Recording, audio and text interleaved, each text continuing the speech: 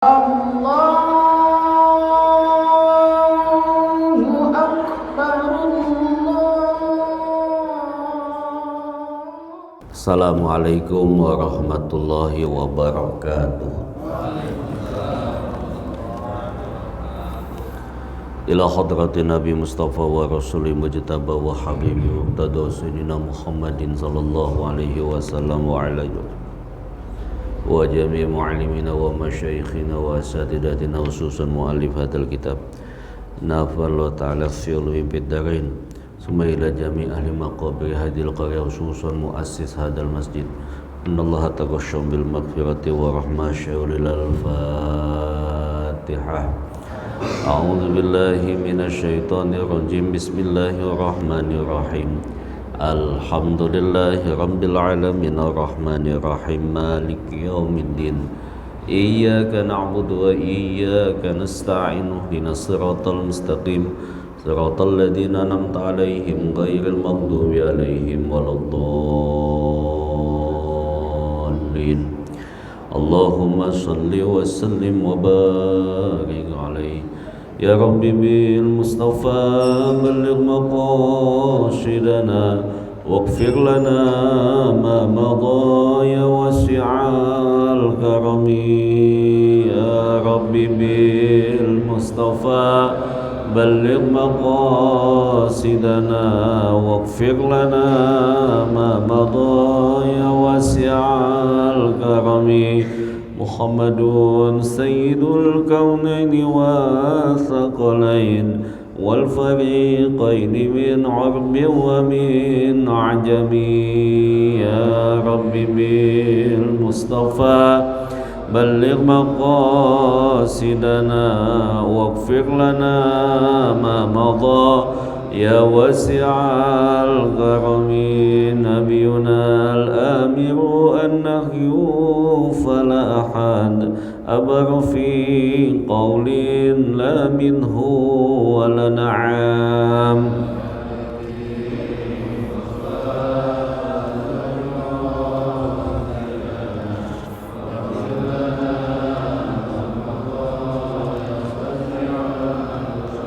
Huwal habibul ladzi turja syafa'atuhu likulli hawlim minal ahwali muqtahami.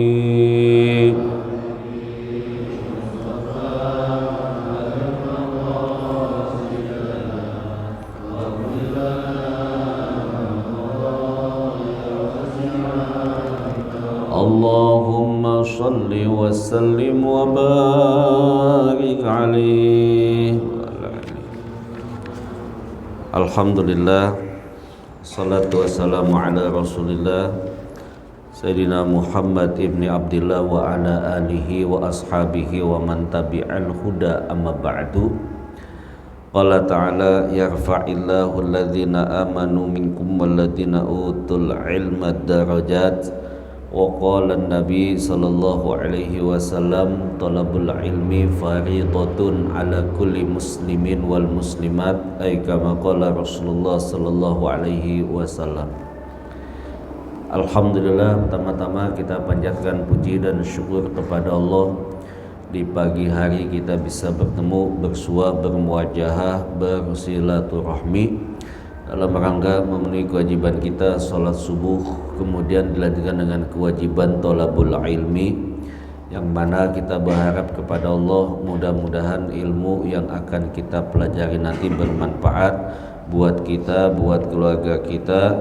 Mudah-mudahan dengan ilmu ini ketika kita menutup mata dalam keadaan husnul khatimah, Allah terangi kubur kita, Allah masukkan kita ke dalam surganya Jannatun Na'im. Salawat dan salam kita sampaikan kepada baginda Rasulullah sallallahu alaihi wasallam beserta keluarga, para sahabat, para tabi'in hingga akhirnya sampai kepada kita umatnya yang mudah-mudahan diberikan syafaat pada hari kiamat nanti. Bapak Ibu yang saya muliakan, mari kita bersiap-siap kembali untuk melanjutkan taklim kita daripada kitab Nasaihul Ibad. Bismillahirrahmanirrahim. Qala musannifu rahimallahu ta'ala wa nafa'ana fi ulumihi fid dharain. Al-maqalatu ats-tsalisatul asyrah. Maqalah atau nasihat yang ke-13. Qila hammul arif ats-tsana. Dikatakan hammul arif, orang yang arif, orang yang selalu memuji Allah. Ay al-murad al-arifi billah ats-tsana 'ala Allah bi jamili sifatihi. Wal muradu bihi, adapun orang yang arif billah atau orang ahli ma'rifah, orang yang mengenal Allah, ats-tsana 'ala Allah, dia selalu memuji sifat-sifat Allah. Dia selalu banyak memuji, malu kalau banyak berdoa. Ini ahli ma'rifah. Dia kerjanya memuji Allah, memuji sifat-sifat Allah, tapi kalau buat berdoa malu. Artinya apa? Karena sudah mengenal sifat-sifat Allah, karena sudah mengetahui sifat-sifat Allah, dia udah nggak perlu lagi kenikmatan. Yang dia cari itu Allah. Sebab kalau sudah Allah yang dicari, di dalamnya pasti kenikmatan itu ikut. Makanya malu dia. Lebih banyak memuji sifat atau lebih banyak memuji Allah Subhanahu wa taala. Apa makna pujian di sini? Atau bagaimana cara memujinya? Yang pertama, alhamdul khaliq alal makhluk. Memujinya Allah sebagai pencipta yang diciptakannya. Seperti Allah memuji Rasul. Allah memuji Rasul dalam Al-Quran, dikatakan wa innaka la'ala khuluqin azim. Sungguh pada diri Nabi Muhammad terdapat akhlak yang tinggi. Ini pujian Allah kepada makhluk. Allah memuji makhluk, yaitu Rasul. Buat apa? Ngajarin kita. Allah aja memuji, masa kita nggak pandai memuji Allah? Supaya kenapa? Lebih mengenal, kalau udah kenal lebih pandai mensyukuri apa yang diberikan oleh Allah. Alhamdul khaliq alal khaliq. Kemudian pujian Tuhan atas dirinya sendiri. Jadi Allah pantas memuji dirinya sendiri atau mengikarakan dirinya sendiri dengan memuji dirinya sendiri. Alhamdulillahi rabbil, segala puji balik bagi Allah Rabbul alamin, pemilik alam semesta. Walhamdu makhluk alal khaliq. Kemudian memujinya makhluk kepada khaliq, dan itu memang sudah sepantasnya. Walhamdu makhluk alal makhluk. Kemudian yang keempat, memujinya makhluk kepada makhluk. Seorang lelaki memuji wanita. Ada apa di situ? Mungkin ada kecantikannya, atau sebaliknya. Seorang wanita memuji laki-laki, mungkin ada ketampanan atau ada kelebihan atau ada akhlak yang bagus, sehingga seraya berucap Rabbana ma khalaqta hadza batila. Jadi kalau kita memuji makhluk sama makhluk boleh aja, tapi kita yakin dengan ucapan Rabbana ma khalaqta hadza batila. Masya Allah ya Rabb, tidak ada yang engkau sia-siakan dalam menciptakan sesuatu ini.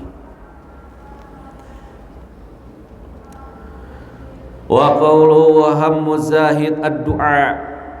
Kemudian dikatakan lagi orang zuhud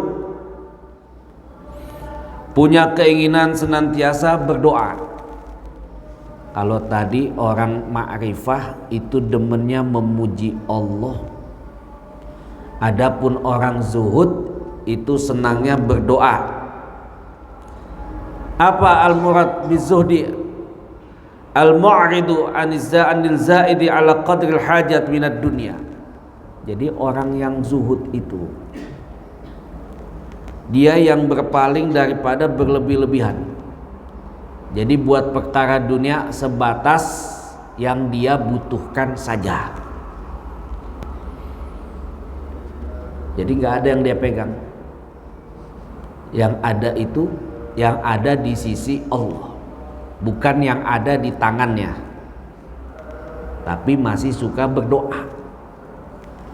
Kalau ahli ma'rifah, karena sudah mengenal Allah, yang dia cari cuma Allah, sehingga lebih banyak memuji Allah Subhanahu wa ta'ala. Wa biqalbihi ad-du'a huwa at-tadaru 'ala Allah ta'ala bi su'ali ma 'indahu minal khair. Selain itu, para ahli zuhud dia senantiasa berdoa, bertadaru kepada Allah, memohon kebaikan dari Allah Subhanahu wa ta'ala. Jadi ahli zuhud itu apa? Dia berdoa, dia memohon. Selalu yang memohon itu kebaikan, tidak yang mudorot. Makanya orang yang bagus itu doanya selalu doa kebaikan,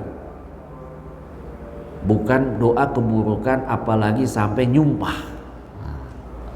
Dan kadang-kadang kita enteng tuh buat nyumpah. Doakan aja kebaikan. Nabi mencontohkan di Taif, beliau dakwah. Tatkala berdakwah, bukannya mendapat sambutan, tapi serangan, bahkan sambitan yang luar biasa, sampai berdarah, sampai luka, sampai malaikat menawarkan gunung ditebalikan. Enggak, yang Nabi bilang apa? Allahumma hdi qaumi fa innahum la ya'lamun. Ya Allah, kasih petunjuk kaumku, dia nggak tahu. Jadi kalau dakwah sekarang jauh lebih enak dibanding di masa Rasul. Sehingga berat kalau orang dakwah, orang menolak dakwah setelah enak ini, kemudian dia menolak ada undangan dakwah. Itu luar biasa amanatnya. Di zaman Rasul itu seperti itu, sangat berat, sehingga memotivasi seorang yang menjadi dai atau duat, dia senantiasa termotivasi ketika diuji kesulitan dengan kaumnya atau mungkin jamaahnya. Ternyata ada yang lebih berat. Ini mengajarkan agar lebih kuat lagi. Wazuhdu, adapun orang yang zuhud di sini biqalbi ad-du'a wa tadaru 'ala Allah. Dia berdoa dan selalu mendekatkan diri kepada Allah, memohon hanya kebaikan-kebaikan. Al-Imam Abu Hamid Al-Ghazali ada ngajarin satu doa. Allahumma arham ummata Muhammad, Allahumma ighfir ummata Muhammad, Allahumma shlih ummata Muhammad, Allahumma farij an ummati Muhammadin sallallahu alaihi wasallam. Itu doanya kebaikan. Bukan diri sendiri, tapi orang lain pun didoakan. Ada kebaikan semuanya di situ. Makanya ketika mendoakan orang lain itu, yang mendoakan kita hakikatnya malaikat, kembali lagi kepada kita. Antara malaikat dengan Allah itu tidak ada hijab. Sehingga dikatakan lagi wazuhdu tarku ma la yanfa'u fil akhirah. Orang yang zuhud itu meninggalkan apa-apa yang tidak ada manfaat untuk akhirat. Bapak berjalan pada suatu tempat, pergi ke suatu tempat, kalau tempat itu nggak ada manfaat buat akhiratnya, dia nggak mau datang. Nongkrong, mungkin nongkrong duduk-duduk aja, nggak ada manfaat akhirat, nggak ada yang dibicarakan buat akhirat, orang zuhud nggak mau. Tapi kalau ada maslahat akhirat, Dia duduk, datang, ada maslahat akhirat, ada manfaat buat akhirat, baru dia mau memakai waktu itu.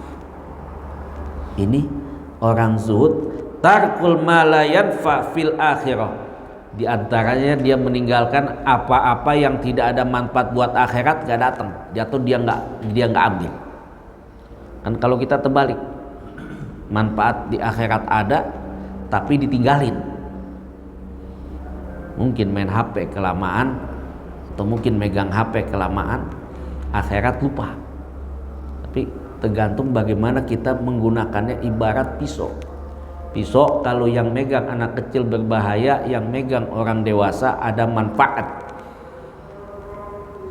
Sehingga orang itu kelihatan zuhudnya tatkala sikapnya itu lebih-lebih ada orientasi buat akhirat. Lihanna hamul arif rabbuh, karena tujuan orang yang arif atau alim ma'rifah adalah Allah. Dia yang dia cari Allah, la thawab walal jannah, tidak mencari pahala atau balasan, walal jannah, dia juga tidak mencari surga. Kalau ahli ma'rifah itu dia nggak butuh surga, dia nggak butuh pahala, yang dia cari Allah. Ini udah tingkatan yang tertinggi. Jadi kalau ngelihat tobakotnya atau makomnya, lebih tinggi makom orang-orang ahli ma'rifah, lebih tinggi. Kenapa? Dia tidak mengharapkan balasan, yang dia cari Allah. Kalau yang dia cari Allah, balasan udah pasti ada. Dia cuma muji dan terus memuji Allah Subhanahu wa ta'ala. Illa ridwanullah, kecuali yang dia cari keridhaan Allah. Kalau Allah udah redo, tanpa dipinta, pasti diberi oleh Allah. Kenapa? Udah yakin balasan dari Allah itu pasti ada. Kalau kita kan masih minta balasannya. Tapi kalau ahli ma'rifah, dia memuji aja. Malu untuk meminta, malu untuk berdoa. Yang dia cari keredoannya. Kalau Allah udah redo, pasti di situ apapun Allah akan berikan. Sehingga malu ahli ma'rifah. Kenapa? Sudah mengenal sifat-sifat Allah. Wahamul zahid,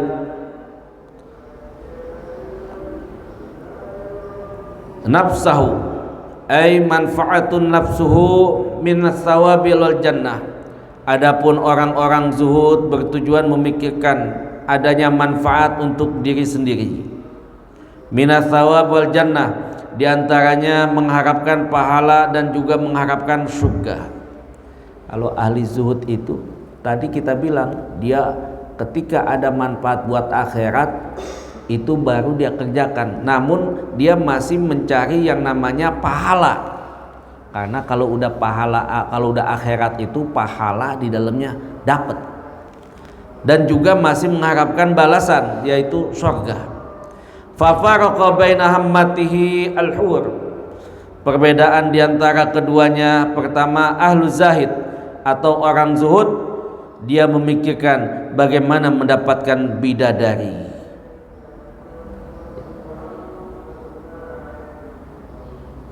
Wa hammuhu wa min hammatihi rif'ul as-sutur. Di antaranya dia masih mendapatkan atau menginginkan balasan bidadari ay al-khur. Kayak kita, umpama orang itu berjuang atau berperang di jalan Allah, ada tingkatannya.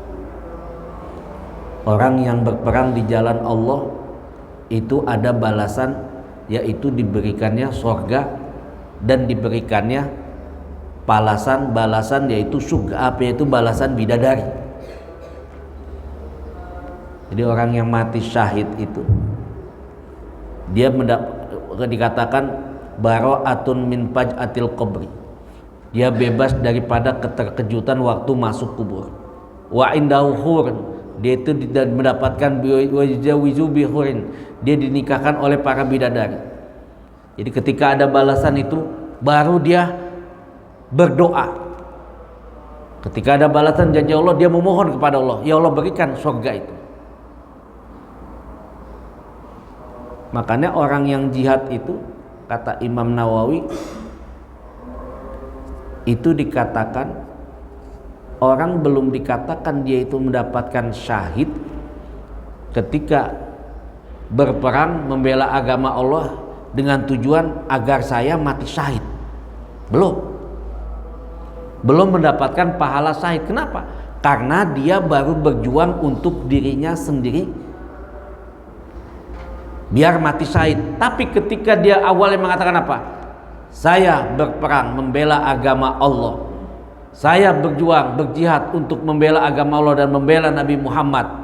Ketika orang itu mati baru dikatakan syahid. Namun ketika awalnya apa? Saya ingin mati syahid, itu belum dikatakan syahid. Kenapa? Karena yang dia bela baru dirinya sendiri, belum membela agama Allah. Itu satu contoh. Jadi orang yang zuhud itu dia masih mengharapkan pahala, masih mengharapkan balasan, adanya surga. Adapun ahli ma'rifah justru sebaliknya, agar dihilangkan tirai-tirai. Gak nyari pahala, gak nyari surga, apa? Gak ada halangan seperti itu. Yang dia pengen, tidak ada halangan bagi dirinya kecuali hanya Allah. Wah, hebat tuh, udah paling tinggi tuh. Jadi gak ada embel-embel, gak ada korina. Makanya alim ma'rifah itu punya perbedaan. Yang kedua, tingkatan ma'rifah yang dia inginkan hanya memuji Allah, gak ada dalam hatinya itu surga, apalagi ancaman neraka. Dia cuma ingin terus memuji Allah. Jadi ahli ma'rifah yang kekinian itu untuk sesaat ini, sementara sekarang ini, itu Imam Abu Hamid Al-Ghazali. Jadi beliau ketika menulis kitab Al-Ihya, itu Imam Abu Hamid ketika muqaddimahnya itu menulis pujian-pujian Allah itu sampai berapa lembar, sampai lupa. Semua isi muqaddimah itu pujian sampai beberapa lembar. Kenapa? Saking nikmatnya. Jadi orang kalau udah tahu sifat Allah, dia memuji, dia buat minta malu. Sampai di hati pun untuk minta malu, dia terus memuji. Itu Imam Abu Hamid ketika nyusun kitab Ihya Ulumuddin, itu beliau berapa halaman semuanya pujian buat Allah, sampai lupa memulai saking lezatnya memuji Allah.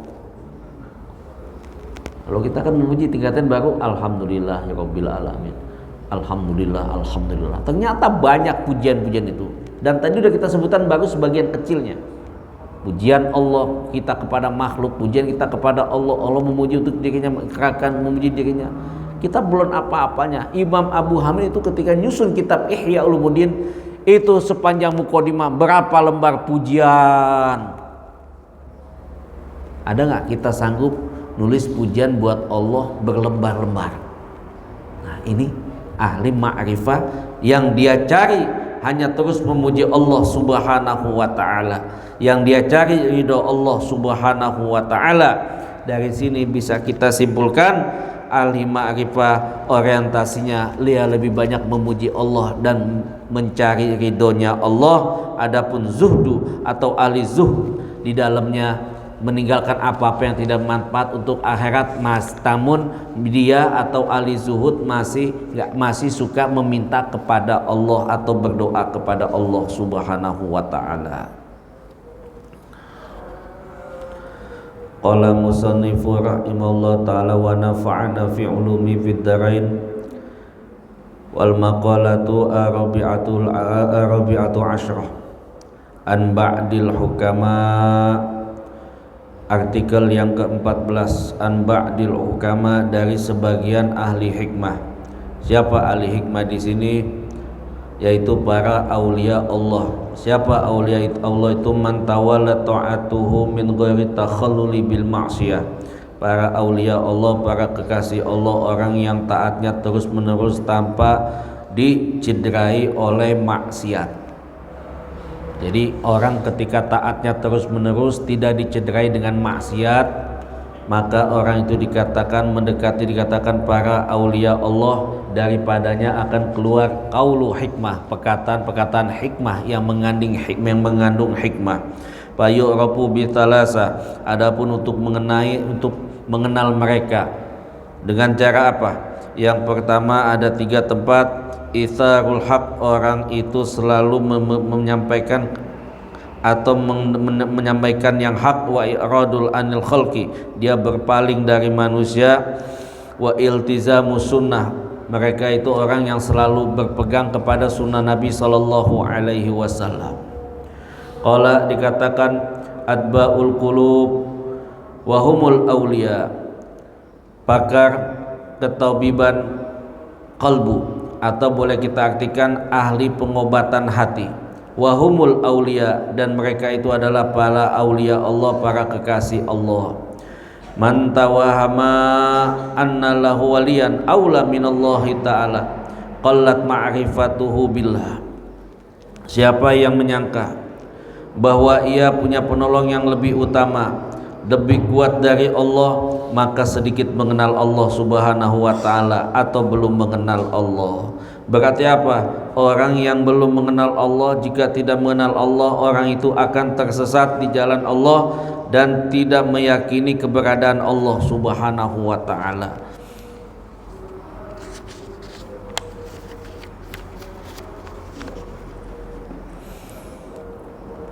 Wa makna man dhanna anna lahu nasiran aqrabu minallah wa aktsaru nasratan minhu fa innahu lam ya'rifillah. Siapa yang menduga adanya penolong yang lebih dekat kepada dirinya atau daripada Allah subhanahu wa ta'ala, lebih banyak pertolongannya, berarti dia tidak mengenal Allah subhanahu wa ta'ala. Jadi orang yang menduga adanya penolong yang lebih dekat dari Allah, berarti orang itu bahkan mengatakan lebih banyak pertolongan selain daripada Allah, berarti orang itu belum mengenal Allah. Satu contoh, kita jangan merasa bangga dekat dengan orang dikatakan wali atau ulama. Jangan bangga dulu. Kenapa? Walaupun kita disuruh. Kenapa? Karena setan tidak lepas terus menggoda kita. Udah bagus teman dengan orang soleh, mungkin wali dikatakan, atau mungkin kiai. Jangan merasa puas dulu atau bangga dulu. Sebab kalau sudah bangga, akan datang kesombongan. Ketika datang kesombongan, berarti kita udah memakai pakaian Allah. Di saat itu apa? Datang sifat sombong gak kerasa, itu setan udah masuk menggoda kita dan terus tidak akan lepas. Di zaman Rasul ada yang namanya pelayan Nabi, namanya Kirkirah. Wa fi riwayatin Imam Bukhari dikatakan bifathatin karkarah. Ini pelayan Nabi. Jadi pelayan Nabi ada Abu Hurairah.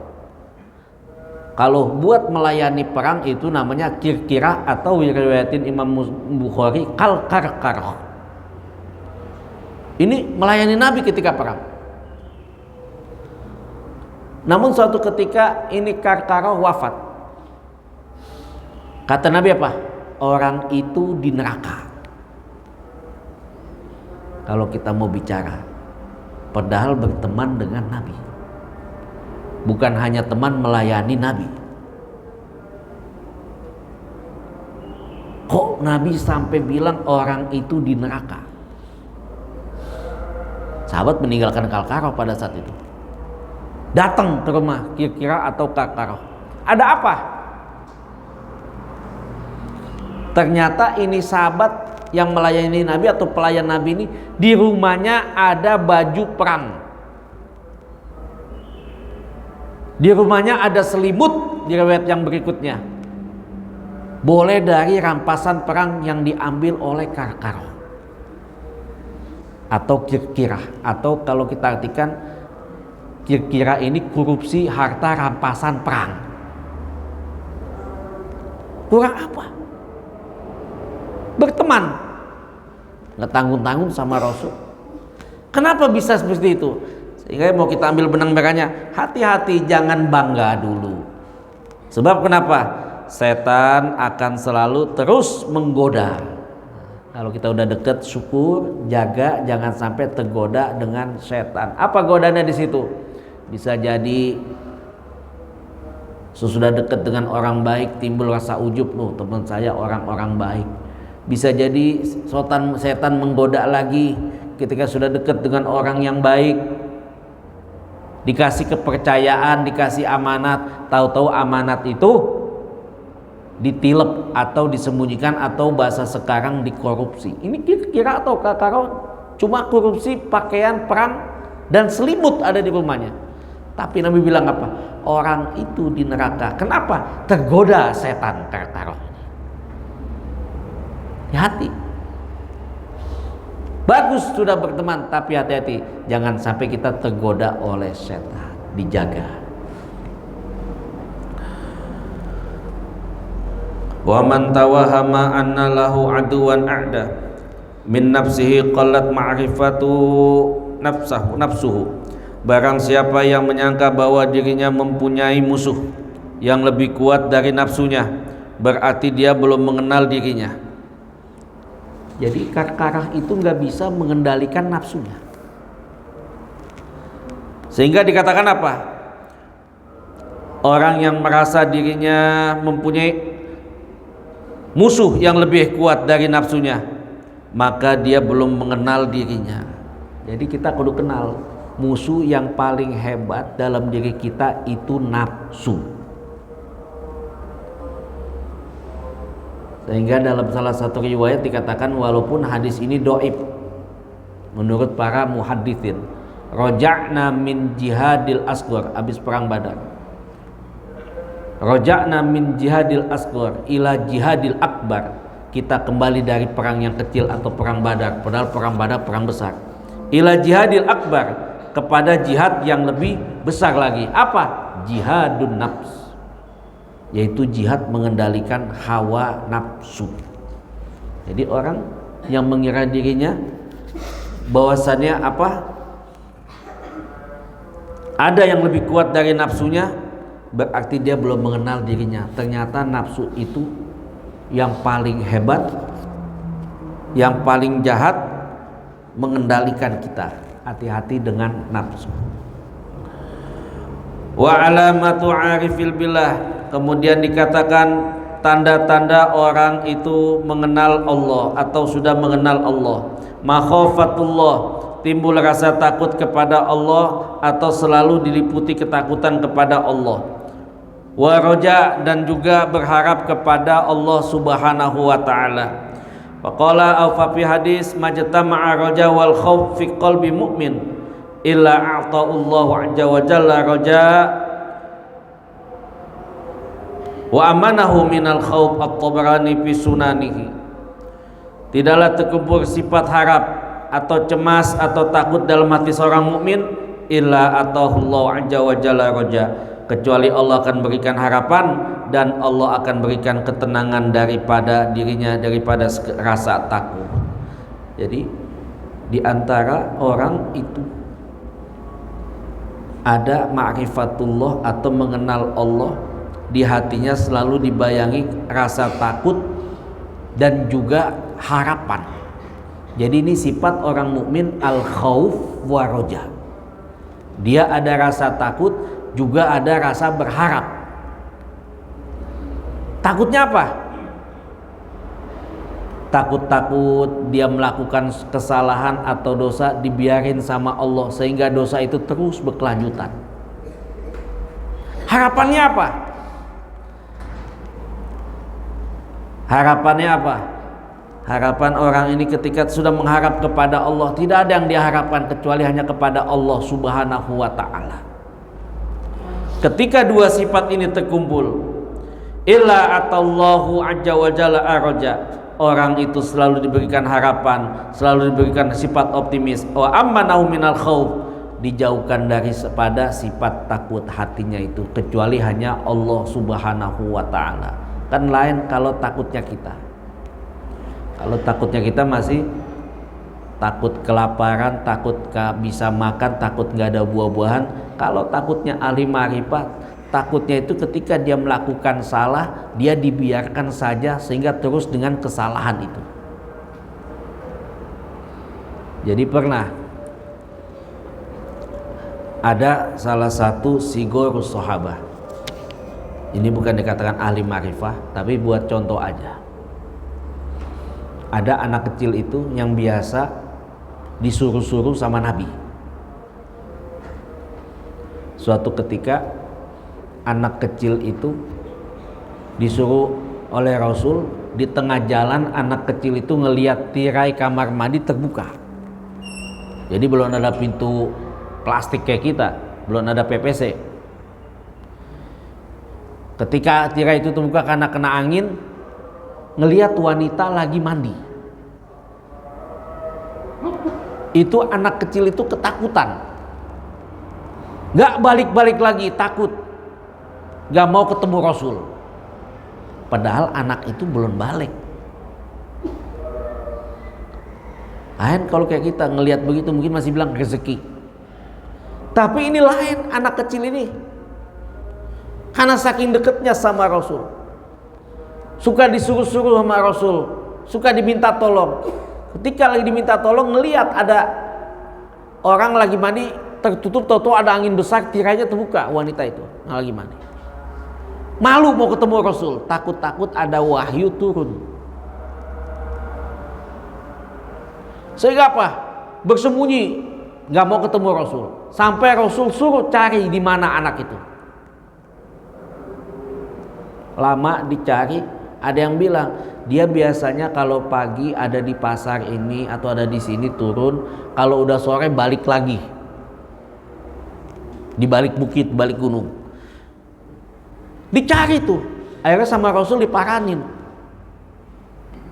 Ketika ditemukan, anak itu seperti ketakutan, malu. Kenapa takut-takut ada wahyu Allah turun yang mengingatkannya? Dia malu, sehingga saking malunya badannya bergetar sampai panas. Di saat itu anak kecil bilang, ya Rasul, seperti ada lagi berjalan dalam tubuhku ini ya Rasul. Sampai akhirnya anak itu wafat atau meninggal di pangkuan Rasul Shallallahu Alaihi Wasallam karena saking takutnya ada wahyu turun, padahal nggak ada wahyu turun. Sampai nanya, ya Rasul, apakah ada wahyu turun? Diceritakan, aku ketakutan, aku malu ketemu engkau ya Rasul. Itu anak kecil sampai seperti itu malunya.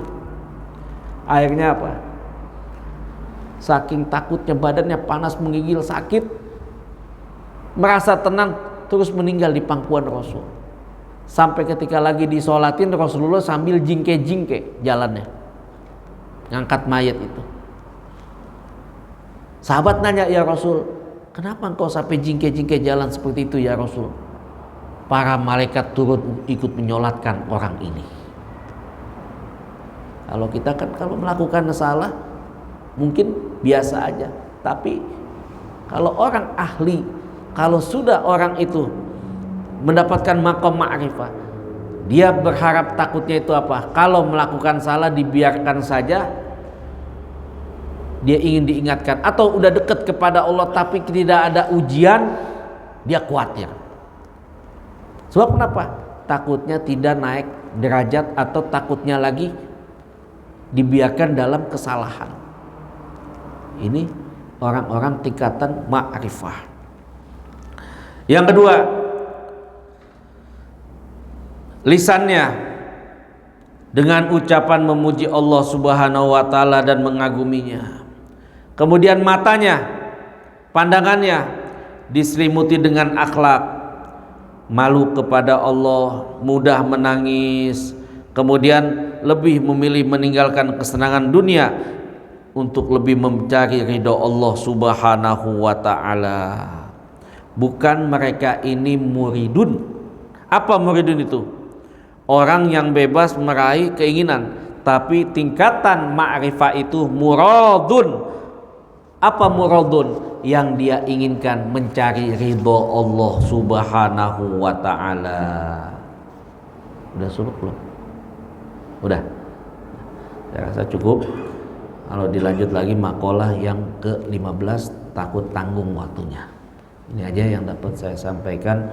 Usikum wa nafsi bitaqwallah wallahu a'lamu bimuradihi. Yang benar ilmu dari Allah, yang salah dari saya, Mahmudi. Al-Fatihah. A'udzubillahi minasyaitonirrajim. Bismillahirrahmanirrahim. Alhamdulillahirabbil alamin arrahmanirrahim maliki yaumiddin. Iyyaka na'budu wa iyyaka nasta'in. Ihdinas siratal mustaqim. Siratal ladzina an'amta 'alaihim ghairil maghdubi 'alaihim waladdallin. Amin. Wa'fu 'anna ya karim ya dzal jalali wal ikram. Alhamdulillahirabbil alamin. Allahumma shalli 'ala sayyidina Muhammad. Allahumma ighfir lana dzunubana wa liwalidina warhamhum kama rabbawna shighara wa li jami'il muslimin wal muslimat wal mu'minin wal mu'minat al ahya'i minhum wal amwat wa li mu'allimina wa li masyayikhina wa li asatidatina wa liman awsana bidu'a wa khususan jami' ahli maqabir hadhil qaryah khususan muassis hadal masjid. Allahumma ighfir lahum warhamhum wa'afihim wa'fu anhum waj'al jannata mathwahum ya rabb abuka wa raja'uka wa maghfiratuka wa rahmatuka wa jannatuka. Nas'aluka husnul khatimah wa na'udzubika min su'il khatimah. Nas'aluka lazzatan nadri inda liqa'ika ya Allah. Nas'aluka lazzatan nadri inda liqa'ika ya Allah. Nas'aluka lazzatan nadri inda liqa'ika ya Allah. Wa la taqtaraja'ana illa bika ya Allah. Fa anta arhamur rahimin. Allahumma ighfir lana waghfir lana wa alhiqna bi rafiqil a'la ma nabiyyika Muhammadin sallallahu alaihi wasallam. Ya Rabb, na'udzubika min ilmin la yanfa wa min nafsin la tashba wa min qalbin la takhsha wa min da'watin la yustajabu laha. Rabbana atina fid dunya hasanah wa fil akhirati hasanah wa qina adzabannar wa adkhilnal jannah ma'al abrar ya aziz ya ghaffar ya rabbal alamin. Wa sallallahu ala sayyidina alhamdulillahi rabbil alamin. Usikum wa nafsi bitaqwallah wallahu a'lamu bimuradihi. Subhanakallahumma wa bihamdika asyhadu an la ilaha illa anta nastaghfiruka wa natubu ilaik. Afwan minkum. Assalamualaikum warahmatullahi wabarakatuh. Allah